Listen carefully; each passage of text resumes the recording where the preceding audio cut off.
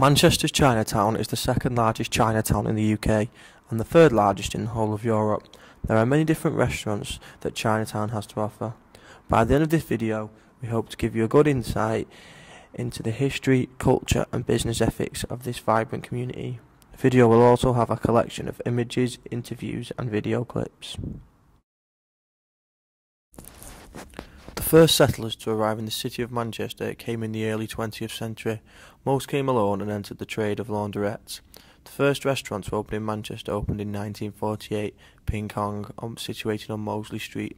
Other restaurants such as Little Yang Land also opened around this time. The growth in population is partly due to the British Nationality Act in 1948, which allowed easier access to the country.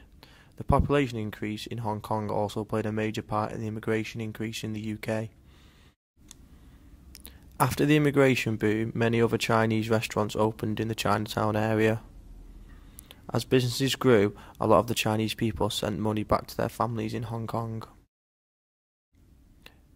In the 1970s, other Chinese businesses opened such as legal services, medicine shops and Chinese supermarkets, primarily aimed at the Chinese community. The standout feature of Chinatown is the Imperial Arch, erected in 1987. This was the first arch in Europe. The arch is painted red and gold and decorated in dragons, phoenixes and symbols of luck and prosperity. The opening of the Chinese Arts Centre in 1989 was also seen as a landmark event in the evolution of Chinatown and also helped underline the culture in Manchester.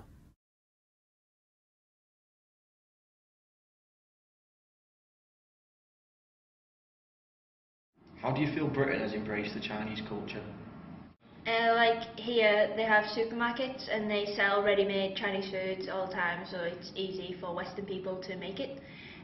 Also, a lot of my Western friends, they go to Chinese restaurants to eat out quite a lot.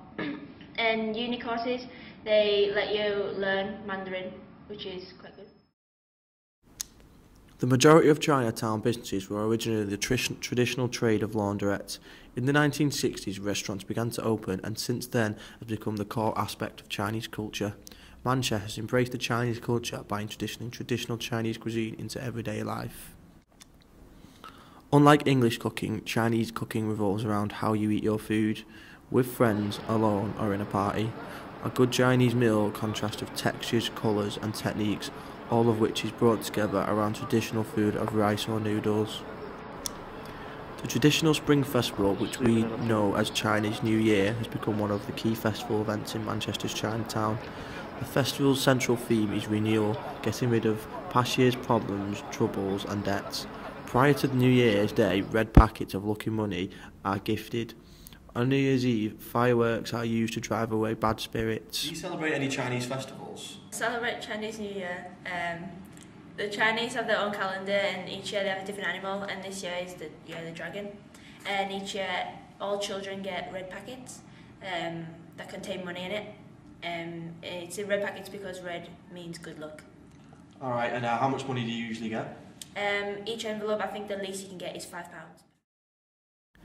Then on New Year's Day they visit friends and family. On the second day presents are given.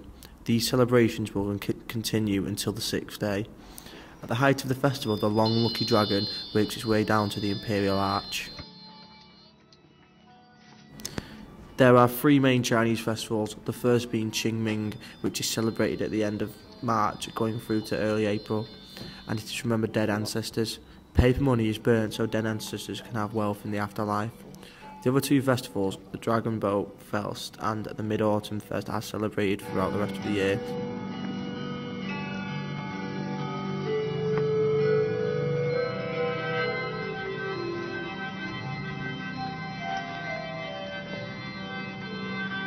These events are known as the Manchester calendar of festivals. Buddhism is the main religion practiced by the Chinese community. The philosophy of Buddhism is the belief that if they are good on earth, then they will be rewarded in the afterlife. What is the best thing about living in a city with such a thriving Chinese community? It's good in Manchester because they have their own Chinatown for all the international students. Because I'm a student myself, it's really close as well, which is good. There's loads of restaurants available. There's even Japanese and Korean and everything. and it's really good quality food as well. Do you know anyone who works or lives in Chinatown? Yeah, my dad owns a Chinese restaurant in Chinatown, and the business is growing because the Asian community is growing as well in cities like Manchester and Liverpool. Do you ever work in the restaurant? Yeah, sometimes I work there because it's like a family-run business and it's quite enjoyable as well. What's the nightlife like for the Asian community? It's good because there's a society that organises nights out, especially for like them. But obviously Western people are allowed to participate in things like this as well. And it's nice to have because like we gather with people that have similar interests.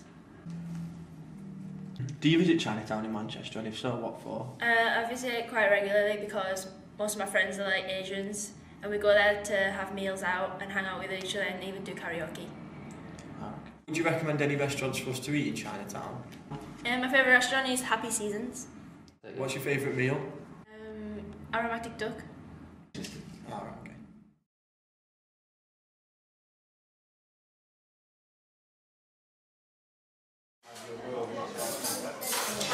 After an in-depth look into the culture and history of Chinatown, we thought we'd try Charlotte's favourite restaurant for first-hand experience into the Chinese cuisine. We've just finished our meal in Happy Seasons, recommended by our interviewee Charlotte. The food's been quite nice and it's given us an authentic Chinese experience.